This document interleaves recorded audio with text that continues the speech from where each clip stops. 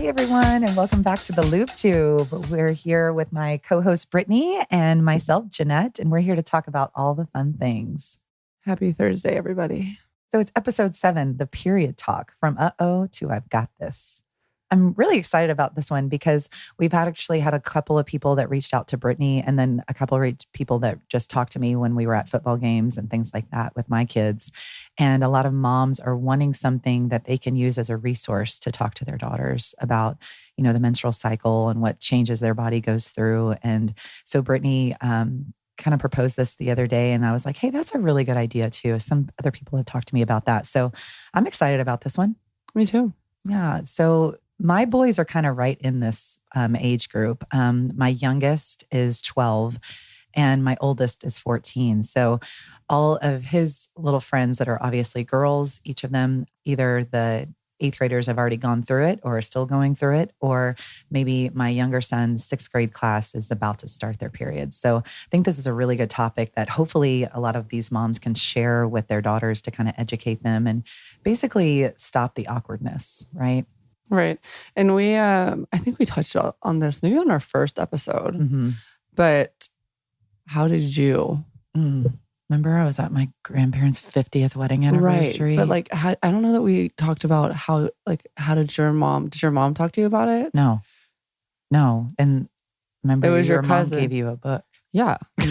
I'm very educated. Thank you. Yes. I don't know. We didn't talk about it. We just knew that I knew from my friends, like my friends maybe that started before me, but I was the oldest in my class. So I was one of the first ones that went through this.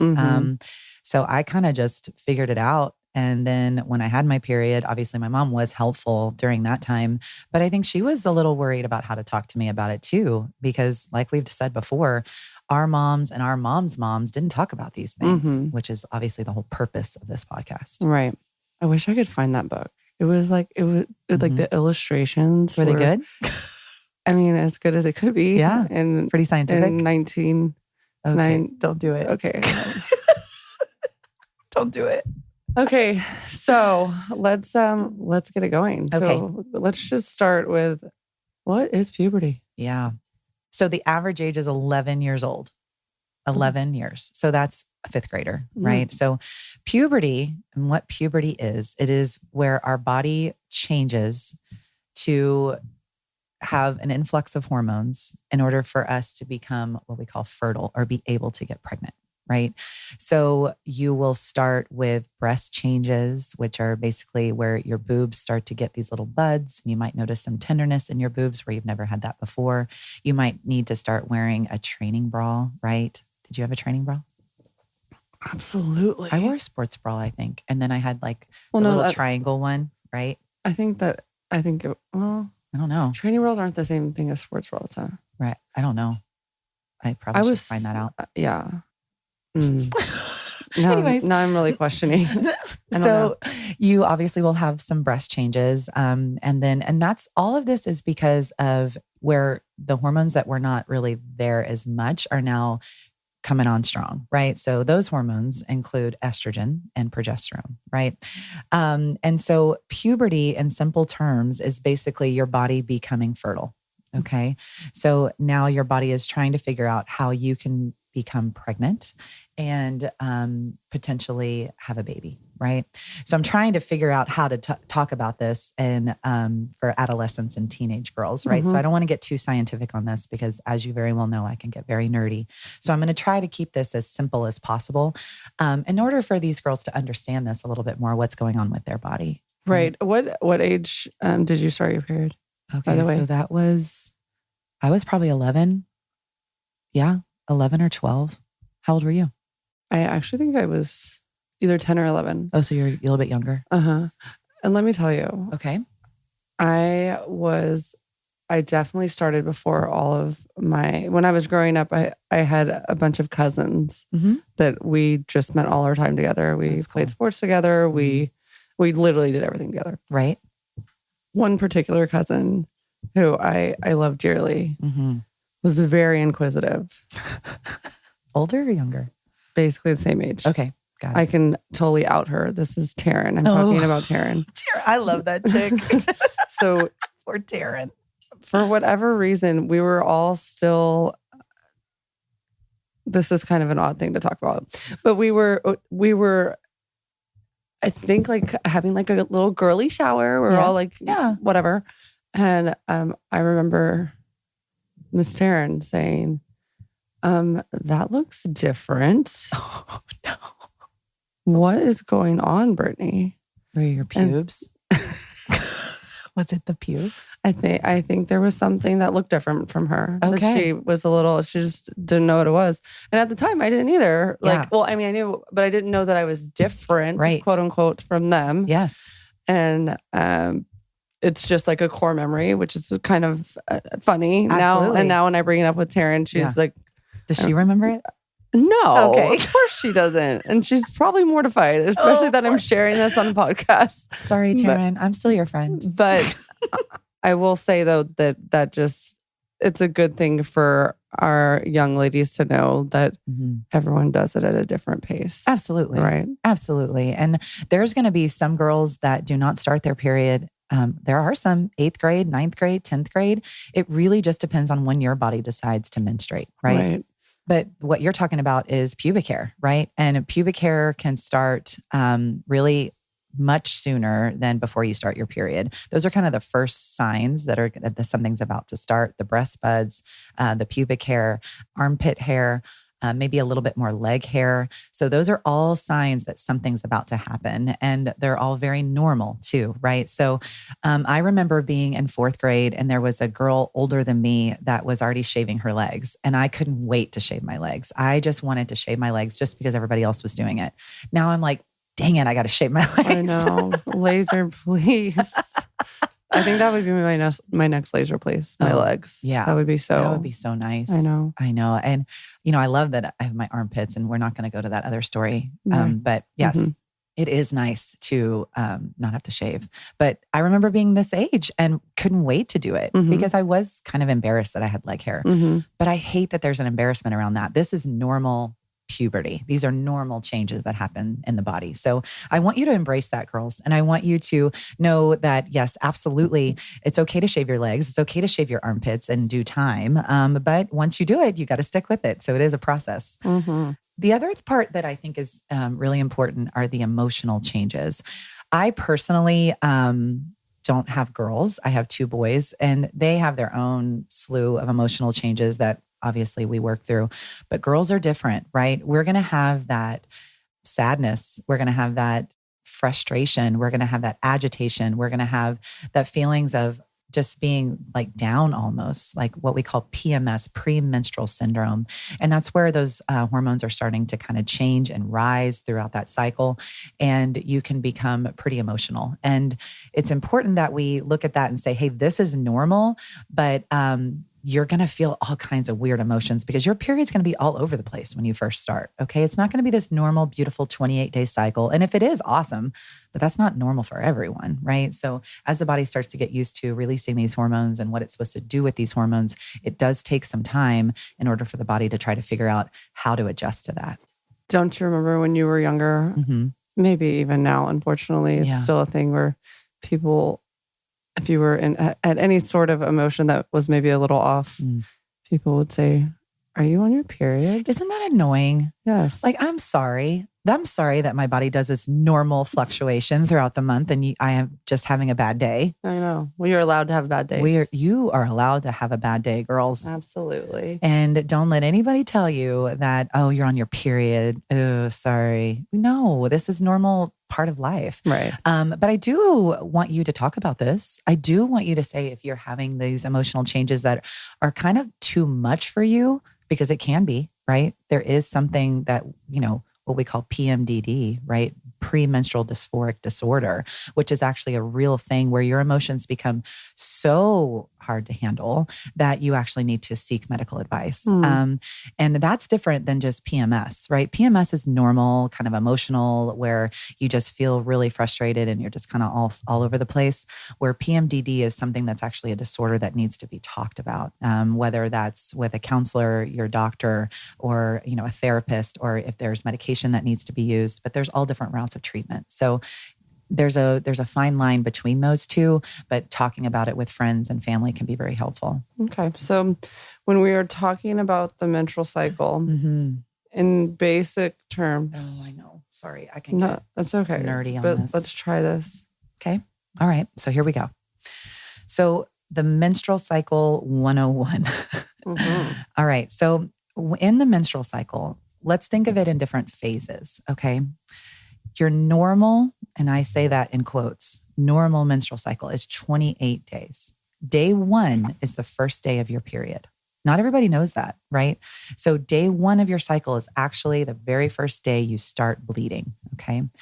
And when you start bleeding, maybe I should back it up. Maybe girls don't even know this. Okay, so a period is actually where blood comes from the vagina. Okay, it's where this is very normal, and once a month, sometimes more than once a month, or sometimes less than once a month, you will have a time for about 3 or 4 days that you actually have blood that comes out of the vagina. Okay, that is your period. And what happens is that blood is the shedding of the lining of the uterus. Okay, the uterus is an organ that we have in our body that carries babies when we become pregnant. And every month that uterus prepares for pregnancy. And when we don't become pregnant, the body then basically takes that lining that it is prepared inside that uterus and it basically flushes it out. And that is your period. Okay. So that cycle usually is 28 days long. For the first 1 to 7 days, those are the days that most women bleed. Not everybody bleeds for 7. Not everybody bleeds for 3. Everybody's can be different. I have some girls that go 7 to 10, right? It just kind of depends on how long it takes your body to shed that complete lining. After that, then there's the phase where we're trying to rebuild that lining. Okay. That phase is called the follicular phase. And that's where the lining is getting thicker and thicker and thicker in order to prepare for what we call ovulation. Ovulation normally happens about mid-cycle. Textbook says day 10 to 14. That's not every, and I think we talked about this last time with PCOS. That's not every lady. Okay. That's not every time day 10 to 14 do we ovulate. Not everybody's like that. But for the most part, that's what the textbook says should be normal. Okay. During that phase, there is where the ovary is trying to prepare an egg for ovulation. Okay. And ovulation means the release of that egg from the ovary in order to be fertilized. That egg then travels from the ovary to the fallopian tube into the uterus in order to be fertilized by sperm. Okay. And once it's fertilized, then you become pregnant, right? And it attaches to that lining that the uterus has been building over the last 2 weeks. From there, it sits. And then once the body notices that we're pregnant, it says, okay, let's change these hormones up. And then it increases the progesterone. If we don't become pregnant, which most women are not having sex at ages 11 to 16, right? But if we do not become pregnant, then the body senses that. The egg does not become fertilized. And then it senses, okay, we had our time in order to become pregnant. We didn't become pregnant. Now we need to release all of this lining. So then that's where the progesterone basically goes up, the estrogen goes down. And then that's when we start to say, okay, this isn't going to happen. And then we prepare for the next period. Okay. So this is obviously a cycle of hormonal changes, right? So we talked about the influx of estrogen. We talked about the fall of the estrogen. We talked about the influx of the progesterone. So these are all hormonal changes that happen, which obviously can cause those emotional changes as well as the physical changes. Okay. And so during this 1 to 7, 1 to 3, 1 to 10, whatever, the beginning of your period, what would you or what can you expect? Yeah. So in the very first couple of days, you could have some pretty significant cramping. So that's where the uterus is actually cramping down. Think of the uterus as a big muscle, right? And when we get cramps in muscles, they hurt, right? But so we can get cramps in our uterus. And what that uterus is trying to do is get rid of that lining. So it's cramping down to basically rid the uterus of the lining that it's prepared for the last month, right? Right. And so there will be bleeding. Everyone's flow is different, but on the front end of things, it's heavier, typically usually. Heavier, and then slowly starts kind of. Yeah, it can be real heavy for the first 1 to 2 days, and then slowly starts to taper off after that. Some women can also have some clots, right? And blood clots can be as small as a dime. And then obviously there are some women that experience really heavy clots. And if you're having really, really heavy clots as a young girl, I want you to talk to your mom or your caretaker or whoever helps you out through all of this and get them to get you to the doctor just to make sure that there's nothing that needs to be done. Right? Okay. So let's talk about how do we manage this? How are we going to manage the bleeding part? Bleeding. So there's different products, right? There's all kinds of options out there for us to help with the bleeding and controlling the bleeding as far as not making a mess in our undies, right? Because I don't know about you, but I've obviously bled through when I was around this age, and that's so embarrassing. And I think it happens to most women. And I think it happens to all women at some point. And so I do recommend in the very first parts, like first couple of years of your period, keep an extra pair of panties or a change of shorts or whatever you're wearing during that season in your bag at school or maybe in your locker. Because if you were to bleed through, I know it's embarrassing, but it does happen to everyone. And I know you're still going to be embarrassed no matter how much I tell you it's okay. It's kind of like something that just happens. But having a backup, which I did not when this happened, can be so helpful because if one of your girlfriends says, hey, and notices it for you, you can just go to your locker real quick and go change, right? Which obviously I did not have that. I think I was in like middle school and I got up and I felt that gush of blood and I was like, oh no, right? And I could feel it kind of going onto my shorts and I just had a jacket that I had to tie around my waist and, that's not, that was kind of the style, but... You were so hip. I was so hip. I actually think that was a good recovery. The only thing I had was a binder that what? A binder, like a binder, like you carry in school, binder. Yeah. At our school, you couldn't, if I remember, you couldn't have backpacks. Oh, I remember that time. Yeah. So I just covered up with your binder. With my binder, I remember. Brittany, that's terrible. It worked. I know, but still. I know, but I didn't have an extra pair of anything. I know. And it wasn't the best situation. Well, but I worked through it and I learned and I'm better because of it. Yeah, 100%. So you grow through it. Yes. And so in the beginning, I know that I was using pads. Yes. And then eventually transitioned to tampons. But interesting story about pads for me. Mm-hmm. As I told you, when I was in middle school, we couldn't have backpacks. Mm-hmm. And I wasn't really carrying a purse either at that point. Right. And so I had to get really creative, very creative. Mm-hmm. And at this point, I was just wearing pads. Yeah. And there's all different thickness of those pads, right? Yeah. And I had a heavy period when I was younger. So you wore the thicker ones. Right. But I decided it would be a good idea. Mm-hmm. This did not last for long, but this was my bright idea was to stack the pads. Oh no. So as I used them. Oh, you'd rip one off? Rip it off. Dispense. Not dispense. Did you feel like you had a diaper on? Yeah. How many would you start with? I definitely did like a 3-fer. Stop it. I swear. Oh, Brittany. I know. But that's actually very smart. Thank you. Yes. Thank you. But that sucks that you couldn't have a backpack. So you had to come up with these ways. Like, I'm sorry, but that's a little ridiculous that they put these girls through this. Yeah. Well, and I think now it's different. Yeah, it's definitely different. And maybe I should have just had a purse. I don't know. I don't even know if I would have been allowed to have a purse. I don't think the years you're talking about, I remember there was a big thing on couldn't bring backpacks into school. And if you did it, remember they had to be clear backpacks. And who's going to put, as a 13, 14-year-old girl, who's going to put tampons or pads in a clear backpack? I never had to have a clear backpack. Where'd you go to school? Jesus. I don't talk about my school like that. I'm just kidding. Okay, let's keep going. So there's also tampons, obviously. And I have a story about this. So we had a big group of girls over at my house when I was in middle school. I hung out with probably about 6 or 7 of us that always kind of hung out together. And we had all started our period at this point. And my mom did basically a tampon 101 class on how to use a tampon. And so we were all, this goes back to not knowing what your anatomy is, right? So you have your outer lips, girls, right? Which are the labia. And then you have a hole, which is your urethra. That's the hole that you pee out of, right? And then you've got your vagina, and then you've got the hole that goes into the vagina. Okay. So there's 2 holes down there. We pee out of one and we have our period out of the other. Right.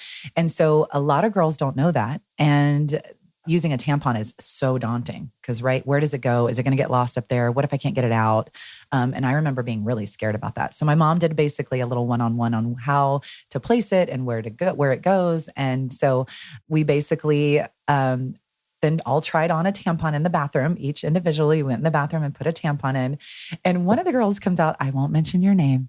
She comes out and she was like, this hurts. And I was like, why does it hurt? It shouldn't hurt. Did you put it in the right hole? I mean, you can't really put a tampon in your pee hole. Let's just be honest. The urethra is really tiny. But I was like, how does it hurt? And we were all giggling because obviously this is a very embarrassing little thing. But she had laid it between the lips of her labia, right? Instead of putting it actually in the vagina, she just had laid it in there. So she was kind of waddling. And I was like, no, that's not going to do anything. That's not going to do anything. Yeah. So, but I think it's important that my mom was the only mom that was kind of talking about it, right? And so thankfully we had that discussion, and thankfully at 13 or 14, whatever age it was, we had been educated on tampons. But I'm sure there's lots of girls that don't have that conversation and they have to kind of just figure it out, right? There is a drawing on the back of a tampon box that I find really helpful. And I'm sure there's YouTubes out there on how to do it, right? But tampons can be a little bit scary for girls, but girls, it can't go anywhere. It can't get lost in there, right? This is not a hole that just goes on forever. This is a pocket, right? That cannot get past that uterus, right? So it's not going to go anywhere except for in the vagina. Okay, right. So don't be afraid of tampons. Well, and we are well aware that at times people forget that they have tampon on.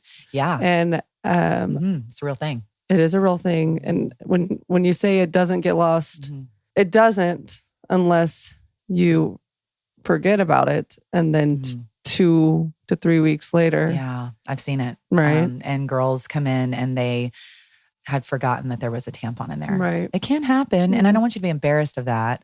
And we can get it out. All right. So I don't want you to be fearful, but I've definitely seen it. And symptoms of that is usually going to be a foul odor, right? Yeah. You're going to have a discharge coming out of the vagina that maybe doesn't smell so great. And a lot of times that can be easily treated with just removing the tampon. And then I start a topical antibiotic a lot of times just to basically cover for any infection. But a lot of times it's just the removing of the tampon that fixes it. Right. There's also these two, well, I shouldn't say this first one, the menstrual cups. Those have been around for a while, but have really started taking off. And I think it's because everybody wants to not use any type of product that's created more synthetic. Right. So it's more of like a natural way. It's basically a cup or a Diva cup. And it literally is almost looks like a funnel. And you place it inside the vagina and it kind of goes around the cervix, which is the opening of the uterus, and it collects that blood. And then you pull it out, wash it out, and then you replace it. I personally have never used one of those. And if you have an IUD, or which is a form of birth control, you should not use these because it can actually cause the removal of the IUD because it creates a suction. So you should not use a Diva cup if you do have an IUD, just FYI. Okay. And then these things I'm about to talk about. Yeah, these are new. Yep. Period panties. Yeah, period panties. And I mean, message me if you like them. But I guess it's new to me. And so I just think about how heavy I was. Yeah. When I was, first starting and for a long time. Yeah. And it's hard for me to think Wrap your that head would, that would cover it. But apparently it does. I know apparently there's a huge market for it. Yeah. We were in CVS last night and I was looking at just different options because I knew we were talking about this podcast today. And I just kind of wanted to see what else was out there. And there was like 4 or 5 different brands of period panties. And I was like, yeah, crazy. And so it must be a huge market for it.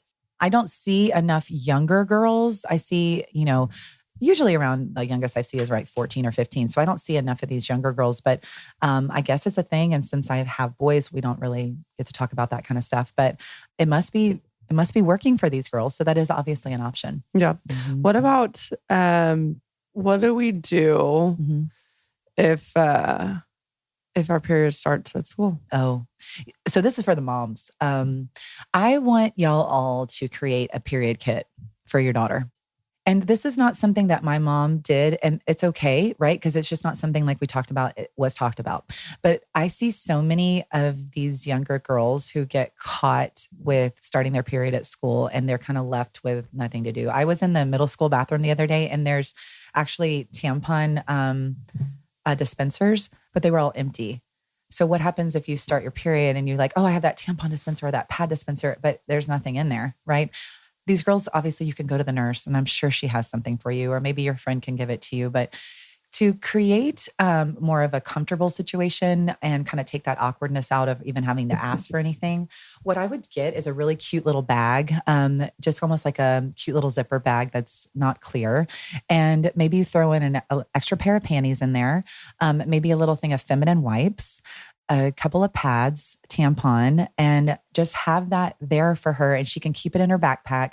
So if she was to start her period while she was at school and you were not there with her, she has that. And I want y'all to talk about that before it even happens, right? Just have it in there and how to use each of those and what it's, what to use where and when to use what.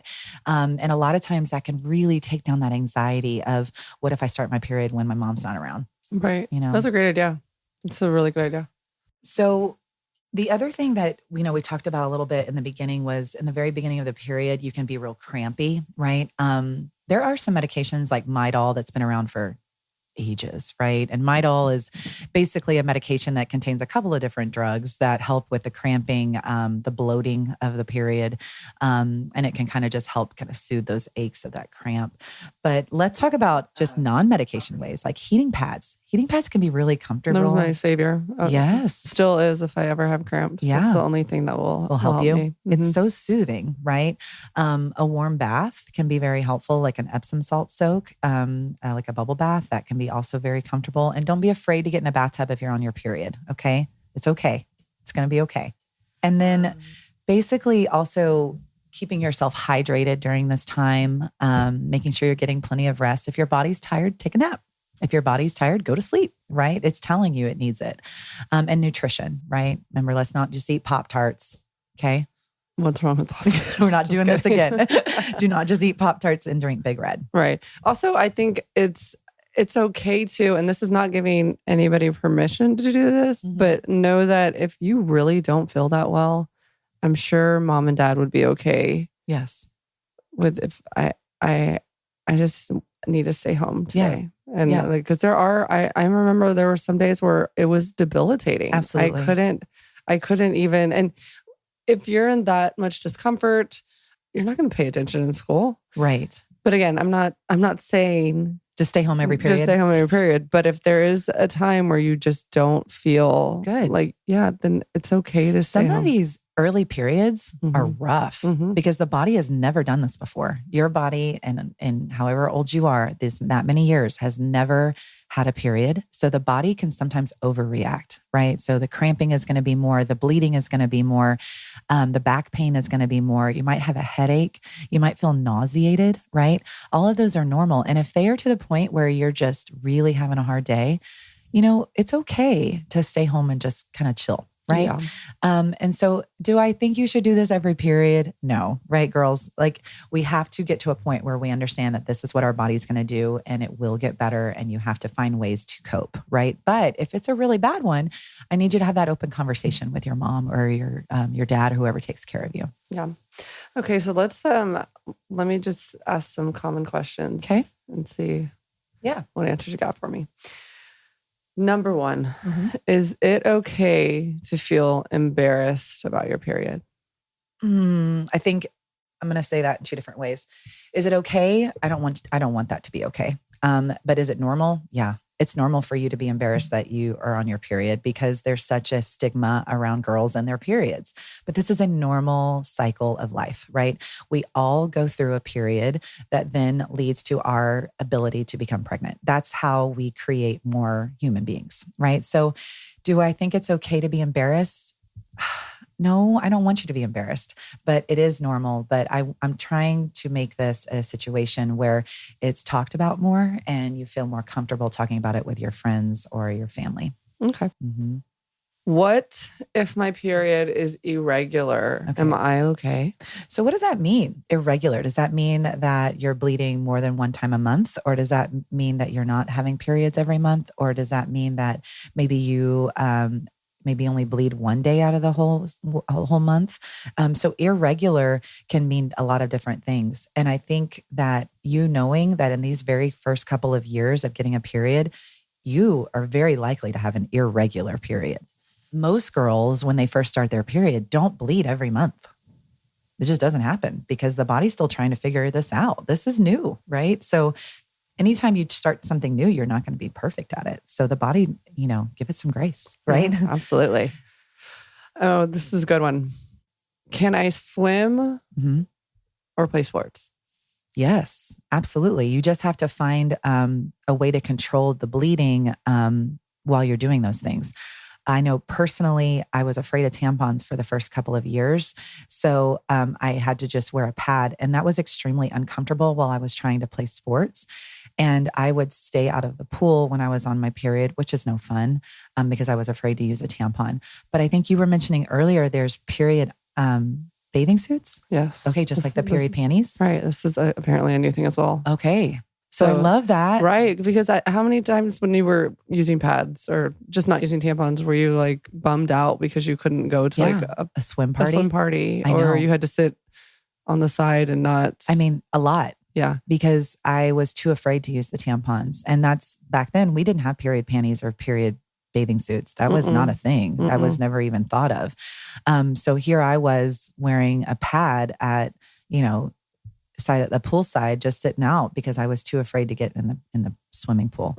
So yes, you absolutely can swim and you absolutely can play sports. You just have to find a way that's comfortable for you while you're doing those things. Okay. I want to tell a story. This is really embarrassing, but I think I should tell it.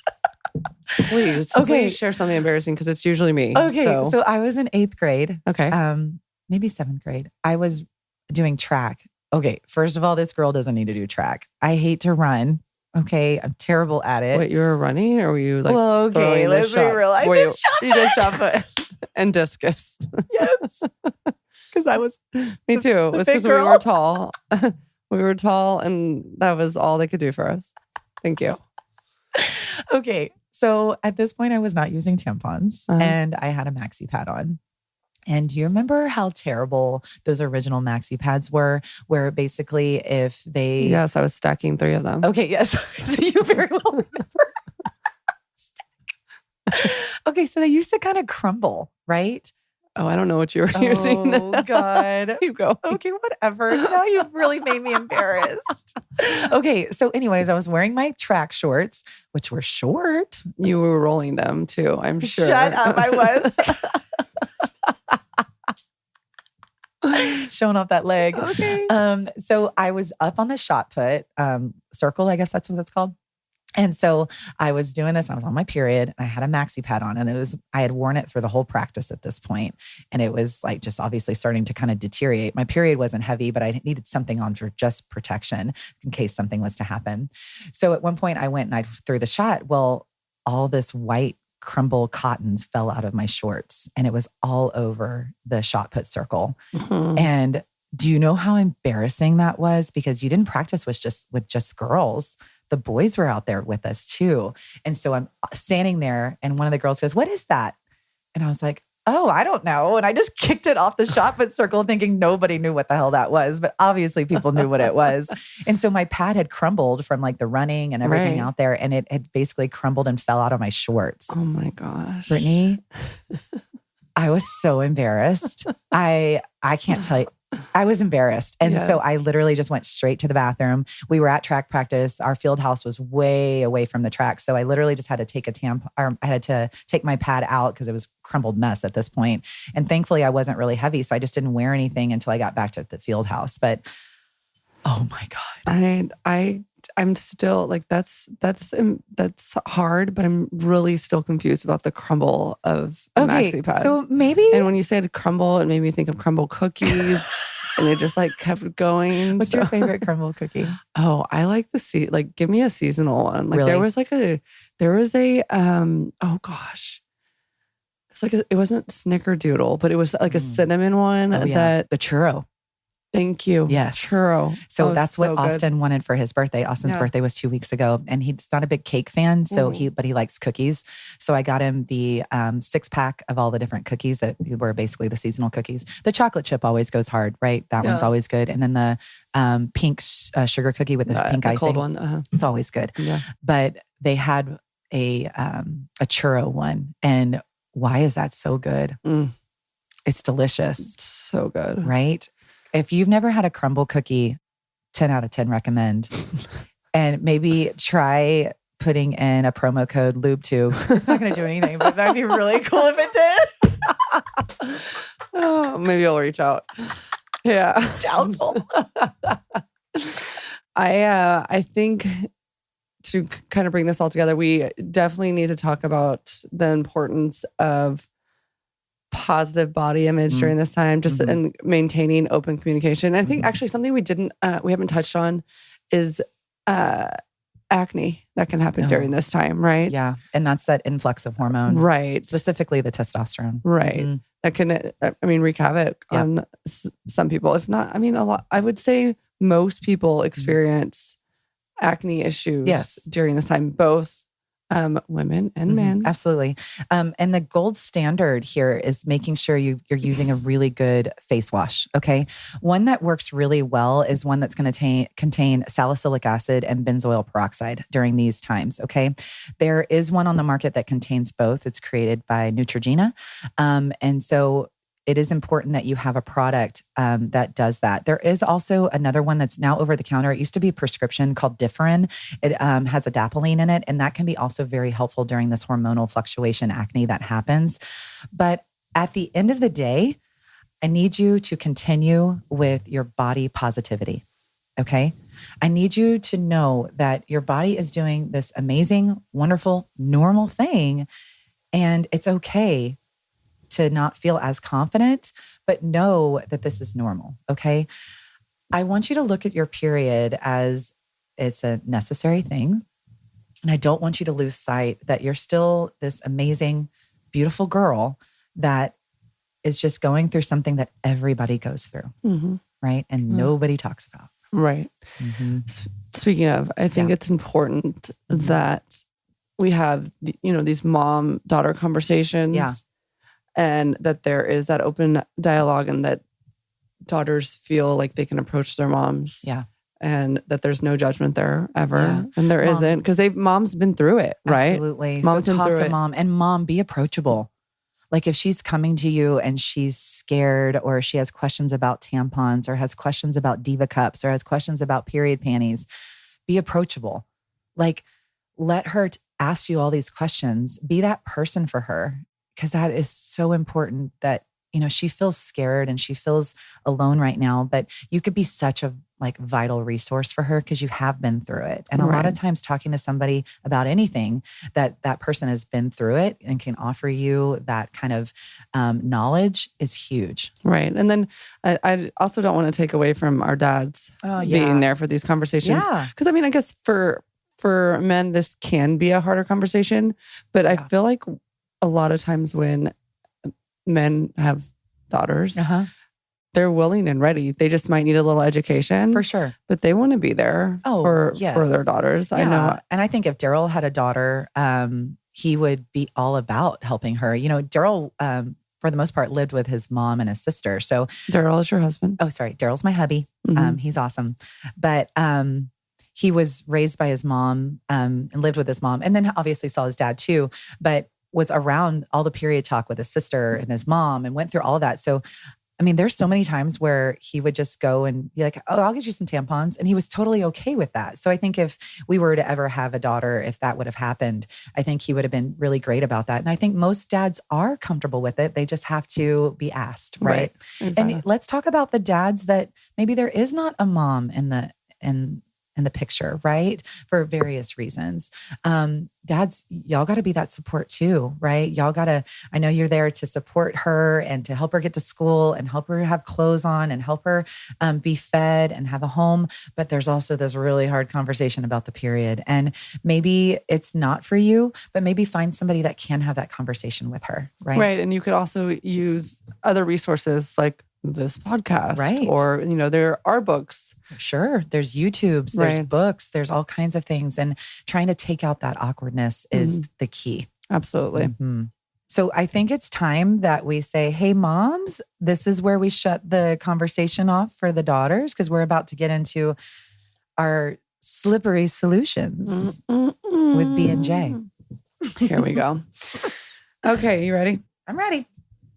I have a history of endometriosis that was diagnosed later in life, requiring an eventual hysterectomy. Okay. I remember from a young age, I had debilitating cramps, vomiting, and intense fatigue. Yeah. I am concerned my daughter may be in the same boat. How do I distinguish between typical menstrual cycle symptoms and possible symptoms of endometriosis? Okay. So most of the time with a normal menstrual cycle where people do not have endometriosis, their cramps are not going to be that debilitating. They're also not going to feel that nausea, vomiting that happens as intense with endometriosis. And most women that have endometriosis report that these symptoms start as early as soon as that period is over, during that follicular phase that we talked about, where that lining is building and building and building and building. And so think about your normal period, right? And you're going to be crampy during the time of your period and maybe have a little bit of emotional distress during menstrual cycle. But people with endo, they are in extreme pain, pretty much almost the whole cycle, and heavy, heavy periods, lots of bleeding, lots of clots, lots of nausea, sometimes even almost feel feverish during that part of the cycle. So there is a pretty significant difference. And it's just having those conversations and talking to that daughter about, hey, do you have this, this, and this? And being able to offer that support if she is, and getting her to the right person to discuss options for treatment. Because endometriosis, it sounds like she had a really rough case of endometriosis. It obviously required a hysterectomy, which is basically the removal of the uterus in order for it not to build that lining anymore. But this also can be treated with oral contraceptives like birth control, not just oral, but also IUDs and other forms of birth control that can kind of control that. Right. Nice answer. Thanks. Okay. All right. Question number 2. Okay, ready. Do you have any recommendations for sex during your period? Yeah. My husband gets so weird around this time. Oh, yeah, I know. But I find myself being extra ready. Yeah, right? Any advice would be appreciated. Oh, no kidding. Well, he's got to be ready, right? He's got to be willing. And if he's worried that, a lot of times they're worried they're going to hurt you, right? That's what they're worried about. Or they're worried about because there's blood involved. Oh, but they need to get over themselves. Get over themselves. Okay, I'm sorry, but there's shower sex. There is laying a towel down. There is, after you having sex, y'all both just take a shower together. I mean, blood's gonna get, if you're on your period and it's a heavy period, you're gonna get blood everywhere. I mean, it's what happens. I don't know how to make it easier though for him. Wait, I have to talk about this. Oh God. I heard the most ridiculous thing on TikTok. There was a wait. Okay, you're on TikTok, but you're not making TikToks? No, I did. You made one. I know, but give me time. Okay. We're still working on that. Okay, so there was this lady who was in CVS and she was like, ladies, do you know why these are like hard to find now? And she was talking about those sponges that, remember they used to come in like a rectangle and they were like a little triangles. They're makeup sponges. Oh, yes. I know exactly what you're talking about. They're made of foam. Yes. Yeah. Mm-hmm. No. She said I know that you get some of those triangles. What? If you're on your period, you want to have sex on your period, but it not be messy. Yeah. And that you put in a couple What? 3 to 5, exactly. 3 to 5. But make sure you count how many you put in. Yeah, because guess what? You're going to be coming to see me to get those things out. Right. And that stop it. Mm-hmm. So they're putting these foam wedges inside their vagina and then having sex with them in. That sounds like an infection waiting to happen. Exactly. Is that wild? What? Yeah. This is why you cannot believe everything that you hear or see. But people are doing it. Yeah. Or at least trying. Mm-hmm.